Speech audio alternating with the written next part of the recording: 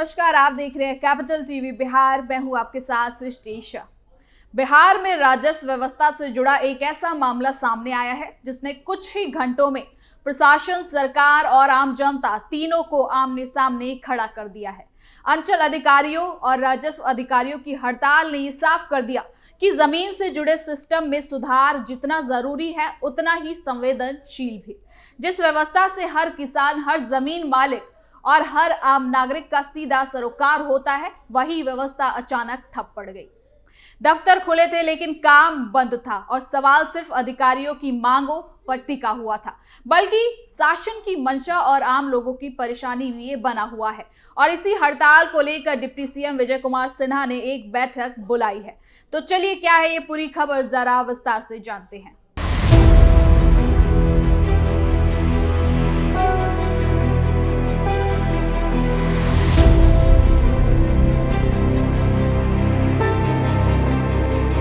बिहार में हाल के दिनों में अंचल अधिकारियों, सीओ और राजस्व अधिकारियों आरओ की हड़ताल ने राज्य की प्रशासनिक व्यवस्था को झकझोर के रख दिया है। ये मामला केवल एक कर्मचारी आंदोलन भर नहीं, बल्कि इसने सरकार के सुधार एजेंडे, अफसरशाही की भूमिका और आम जनता पर पड़ने वाले प्रभाव तीनों को एक साथ सामने ला दिया है। और कुछ ही घंटों में ये मामला राज्य की बहस का मुद्दा बन गया और सरकार को ऐसे फैसले लेने पड़े जिनका असर दूर तक दिखने वाला है। सीओ आरओ ने शुरू की हड़ताल, बिहार की राजस्व व्यवस्था ठप, जमीन से जुड़े काम पूरी तरह रुके, अंचल कार्यालय में लटका ताला, विजय सिन्हा ने लिया एक्शन। आपको बता दें कि हड़ताल सैलरी बढ़ोतरी या सुविधाओं की मांग तक नहीं थी। इसके पीछे राजस्व प्रशासन में प्रस्तावित बदलाव, पद संरचना में फेरबदल, अधिकारियों के बंटवारे और अधिकारियों की भविष्य की भूमिका को लेकर गहरा असंतोष इसमें छिपा हुआ था। अधिकारी वर्ग को आशंका थी कि नई ढांचे में उनकी जिम्मेदारियां बढ़ेंगी, लेकिन अधिकारी और प्रमोशन के मौके सीमित हो सकते हैं। वहीं सरकार का दावा था कि बदलाव समय की मांग है और बिना इसके भूमि प्रशासन को दुरुस्त करना असंभव है। हड़ताल शुरू होते ही इसका सीधा असर राज्य के लगभग सभी जिलों में देखने को मिला। अंचल कार्यालयों का कामकाज बुरी तरीके से प्रभावित हुआ। जमीन से जुड़े रोजमर्रा की जरूरतें, काम, दाखिल खारिज, जमाबंदी सुधार, भूमि मापजोख, प्रमाण पत्रों का सत्यापन और भू राजस्व वसूली लगभग पूरी तरीके से ठप पड़ गया। कई जिलों में दफ्तर तो खुले लेकिन अंदर काम करने वाला कोई जिम्मेदार अधिकारी मौजूद नहीं था। इसका सबसे बड़ा खामियाजा आम लोगों को उठाना पड़ा। किसान, जमीन मालिक और छोटे कारोबारी अपने काम के लिए दफ्तरों के चक्कर काटते रहे। कई जगहों पर सुबह से ही लंबी लाइनें लगी रही लेकिन काउंटर बंद रहे। जिन लोगों के जमीन से जुड़े मामले पहले से अटके थे, उनकी परेशानी और ज्यादा बढ़ गई। जमीन विवादों से जूझ रहे परिवारों के लिए ये स्थिति और ज्यादा तनावपूर्ण बन गई। इस असंतोष की जड़ में राजस्व प्रशासन ने प्रस्तावित स्ट्रक्चरल बदलाव बताए गए। अधिकारियों का कहना था कि नए पदों और जिम्मेदारियों के क्रिएशन से उनकी सेवा शर्तें प्रभावित होंगी। प्रमोशन की प्रक्रिया, अधिकारी का क्षेत्र, अधिक क्षेत्र और निर्णय लेने की स्वतंत्रता पर असर पड़ने की आशंका जताई जा रही थी। अधिकारी संगठन का मानना था कि सरकार ने सुधार की रूपरेखा तैयार करते समय जमीन स्तर पर काम करने वाले अधिकारियों से पर्याप्त संवाद नहीं किया था, यानी कि कोई खास बातचीत नहीं। दूसरी ओर सरकार का कहना बिल्कुल अलग था। सरकार का कहना था कि बिहार में जमीन विवाद दशकों से एक बड़ी समस्या है। जमीन से जुड़े मामलों में देरी, भ्रष्टाचार के आरोप और रिकॉर्ड की गड़बड़ी आम बात है। ऐसे में प्रशासनिक ढांचे में बदलाव कर पारदर्शिता बढ़ाना, डिजिटल व्यवस्था को मजबूत करना और जवाबदेही तय करना बेहद जरूरी है। सरकार के मुताबिक बिना कड़े फैसलों के सुधार नहीं हो सकता है। हड़ताल की घोषणा के तुरंत बाद डिप्टी सीएम विजय कुमार सिन्हा ने संकेत दे दिया कि वो इस मामले को हल्के में नहीं लेने वाले, जिसके बाद उन्होंने एक बैठक की। इसमें राजस्व एवं भूमि सुधार विभाग ने साफ कहा कि कामकाज ठप करना स्वीकार्य नहीं है और जनता के हितों से किसी भी कीमत पर समझौता नहीं किया जाएगा। इसी दिशा में सरकार ने नो वर्क नो पे की नीति लागू करने का फैसला लिया। इसका साफ संदेश था कि हड़ताल की अवधि का वेतन संबंधित अधिकारियों को नहीं मिल पाएगा।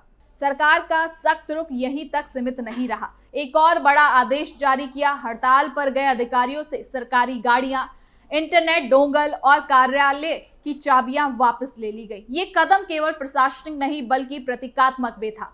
उनका उद्देश्य ये संदेश देना था कि सरकार संसाधन केवल सेवा के लिए नहीं, ना कि आंदोलन के लिए उसका उपयोग किया जाए। कई जिलों में इस आदेश के बाद प्रशासन हरकत में आया। अधिकारियों की सरकारी गाड़ियां जब्त की गई, दफ्तरों से डोंगल और चाबियां जमा की गई। इससे प्रशासनिक हलकों में हलचल मच गई।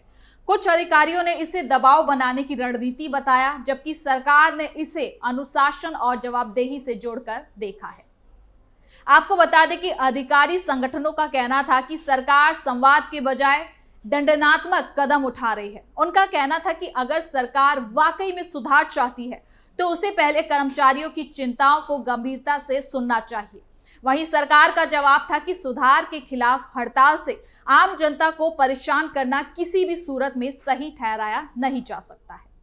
साथ ही हड़ताल के चलते प्रशासनिक कामकाज पूरी तरीके से ना ठप हो, इसके लिए सरकार ने ऑप्शनल व्यवस्था लागू करने की कोशिश की। कई जिलों में वरिष्ठ राजस्व कर्मचारी या अन्य अधिकारियों को प्रभारी बनाकर मिनिमम कामकाज जारी रखने के निर्देश दिए।